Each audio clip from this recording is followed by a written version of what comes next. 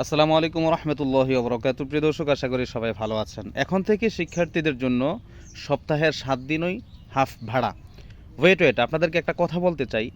শিক্ষার্থী বলতে কি শুধু স্কুল কলেজ ভার্সিটির শিক্ষার্থী, নাকি শিক্ষার্থীদের মধ্যে মাদ্রাসার স্টুডেন্ট যারা আছে, মাদ্রাসার ছাত্র শিক্ষার্থী আছে, তারাও অন্তর্ভুক্ত? এই কথাটাকে ক্লিয়ার করতে হবে।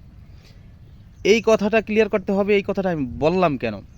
আসলে হাফ ভাড়ার ব্যাপারে মাদ্রাসার শিক্ষার্থীরা অনেক বৈষম্যের শিকার। বৈষম্যের শিকার কীভাবে? আমি নিজে বৈষম্যের শিকার হয়েছি, এই জন্য কথাটা বলছি। হয়তো অনেকেই এই বৈষম্যের শিকার হয়, তারা বিষয়টা বলে না। তো এখন যেহেতু হাফ ভাড়া বিষয়টা শিক্ষার্থীদের জন্য পাস হয়েছে, যারা আইনটা প্রণয়ন করেছেন তাদেরকে উদ্দেশ্য করে আমি বলতে চাই যে আসলে শিক্ষার্থী বলতে কি শুধু স্কুল কলেজ ভার্সিটি বা জেনারেল শিক্ষায় যারা শিক্ষিত তাদের কি ধরা হয়, নাকি মাদ্রাসা শিক্ষার্থী যারা আছে তারাও শিক্ষার্থীদের অন্তর্ভুক্ত? এই কথাটা একটু যদি আপনারা ক্লিয়ার করেন তাহলে বিষয়টা খুব সুন্দর হয়ে যাবে। সুন্দর হবে কেন?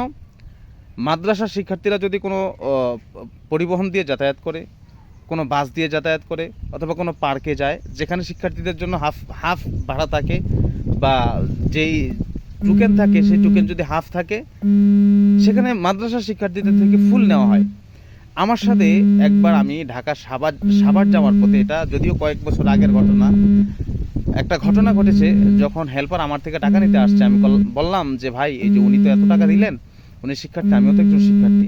বললো যে আপনারা শিক্ষার্থীদের অন্তর্ভুক্ত না, বা শিক্ষার্থী ওনারা শিক্ষার্থী, এই টাইপের একটা কথা বললেন। তারপরে কুমিল্লা শালবন বিহারে আমি গত 5-7 বছর আগে আমি সেখানে গিয়েছিলাম। বৌদ্ধবিহারের সামনে যে শালবন বিহার আছে, সেটার ভিতরে ঢুকবো আর কি, টিকিট দিয়ে।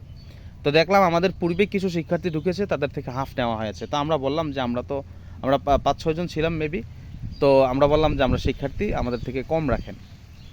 তো তিনি বললেন যে আপনারা শিক্ষার্থী না, আপনারা শিক্ষার্থীদের অন্তর্ভুক্ত না, এই টাইপের কথা বললো ভাই। তখন মনের মধ্যে অনেক জেদ ছিল যে আমরা মাদ্রাসায় পড়ি বিধায়, আমাদের ইয়াতে গায়ের মধ্যে সুন্নতি লেবাস পোশাক আসে বিধায়, বা আমাদের মাথায় টুপি দাড়ি আছে বিধায় আমরা শিক্ষার্থী হব না কেন? আমরাও তো পড়াশোনা করছি। বাংলাদেশের বৃহৎ একটা অঙ্গন জুড়ে আছে আমাদেরকে দিয়ে। বাংলাদেশে লক্ষ লক্ষ শিক্ষার্থী আছে আমাদের অঙ্গনে, তাহলে আমাদেরকে শিক্ষার্থী ধরা হবে না কেন? তো এই জন্যই বললাম, এই যে সপ্তাহের 7 দিনই শিক্ষার্থীদের জন্য যে হাফ ভাড়ার আইন জারি করা হয়েছে, এই হাফ ভাড়ার আইনটা কি শুধু স্কুল কলেজ ভার্সিটির শিক্ষার্থীদের জন্য, নাকি মাদ্রাসার শিক্ষার্থীদের জন্য? এই জিনিসটা একটু ক্লিয়ার করতে হবে। এই জিনিসটা যদি ক্লিয়ার না করেন তাহলে কিন্তু মাদ্রাসার শিক্ষার্থী যারা আছে তারা প্রচুর পরিমাণে বৈষম্যের শিকার হওয়ার সম্ভাবনা আছে এবং হচ্ছে।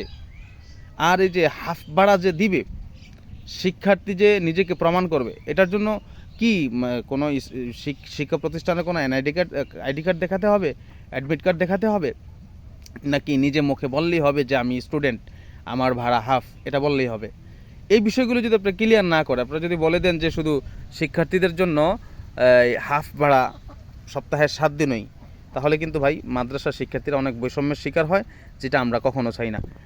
যারা আইনটাকে প্রণয়ন করেছেন, হর্তাকর্তা যারা আছেন, এই বিষয়টি যাতে তাদের নজরে আসে এবং মাদ্রাসা শিক্ষার্থীরা যাতে বৈষম্যের শিকার না হয়, এই জন্য বিষয়টি নিয়ে আলোচনা করলাম। যারা মাদ্রাসা শিক্ষার্থী আছেন তারা অবশ্যই কমেন্ট বক্সের মধ্যে বলে যাবেন যে আপনি কখনো এই সেক্টরে বা এই জিনিসটার ক্ষেত্রে বৈষম্যের শিকার হয়েছেন কিনা। আর ভিডিওটি শেয়ার করে সকল শিক্ষার্থীদেরকে দেখার সুযোগ করে দেন। দায়িত্বশীলদের পর্যন্ত আমার এই কথাগুলো পৌঁছে দেওয়ার জন্য আপনাদের কাছে অনুরোধ করছি। ধন্যবাদ সবাইকে। আসসালামু আলাইকুম রহমতুল্লাহ।